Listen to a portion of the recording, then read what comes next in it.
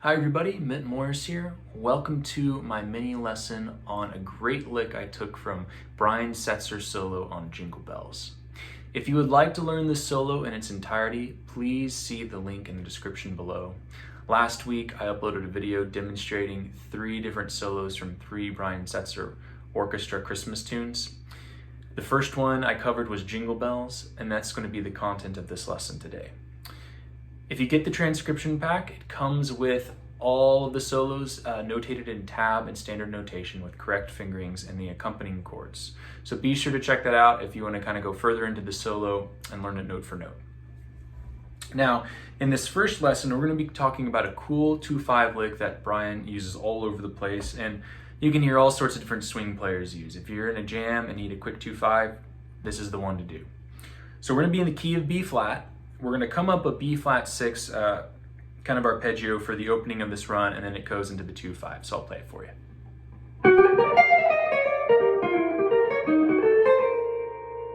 Okay, a little slower.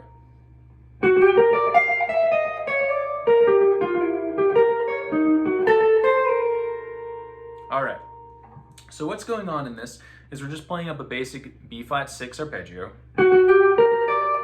and then coming down just a cool little swing run. So just going from the 5 of B flat, which is an F, approach the 3rd, and then back down the arpeggio.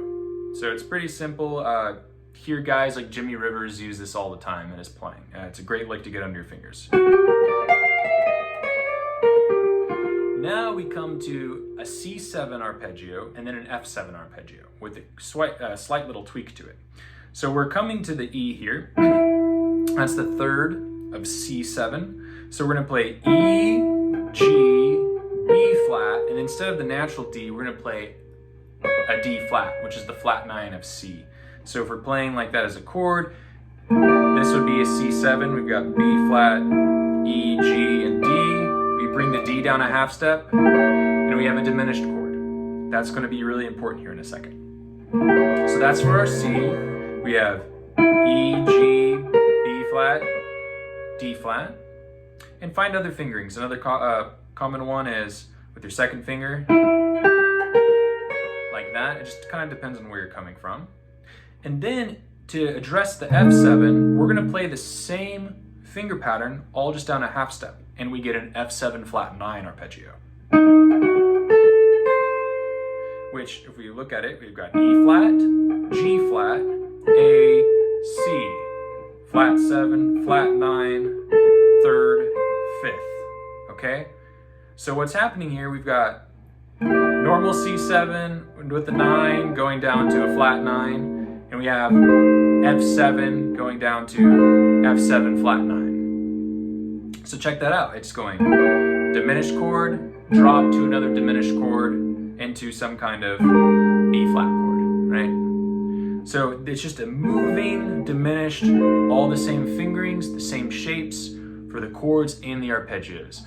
In all of my lessons, I try and get across the chords and the single notes are just the same thing, right? There's no disconnect between the two. So if you're moving down the chords in a half step or in the same way, it's going to most likely happen where your fingers are doing the same thing in terms of single notes, right? They're all interconnected.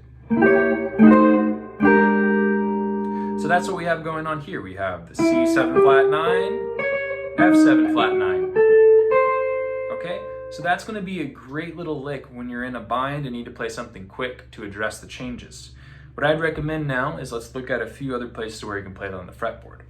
If we have a C7 chord here, this is a C7 with a 9 on the 3rd string, we can move the 9 down to a flat 9, right? And then we're just going to drop it a half step. F7 flat 9 into our B flat 9. So again, that's C7 to C7 flat 9. Then we've got, if we move that down, F7 to F7 flat 9, B flat 7. And fingering wise, we can go E, G, B flat, D flat, half step, E flat, G flat, A, C, then to the D there, and we're into B flat. So I can play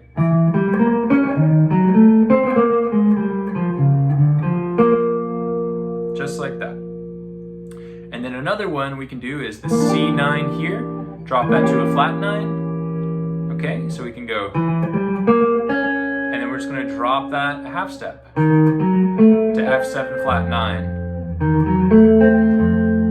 And then we can resolve to a B flat 7 of some source right there. So we have.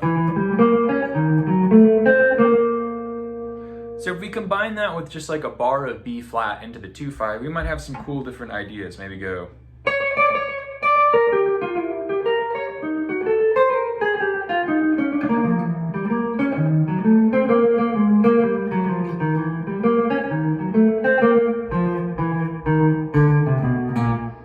Right, so that was just me just taking it up in each octave, trying to kind of play a similar lick. We don't have to do it exactly like it, but just to get your fingers connected with your ears in terms of how that sounds and moves.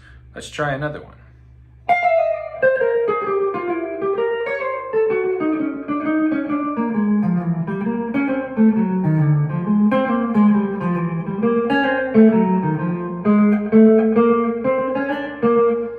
Okay, and then one more.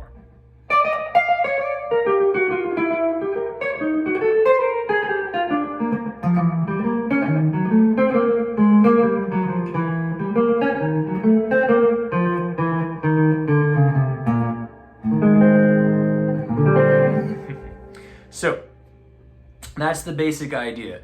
Play across these in different ways and just look for that little half step chromatic connecting point, and that's going to get you through each 2/5 change. And then start messing around with different voicings of it. Instead of doing the flat 9, do just a natural 9. It works the same way.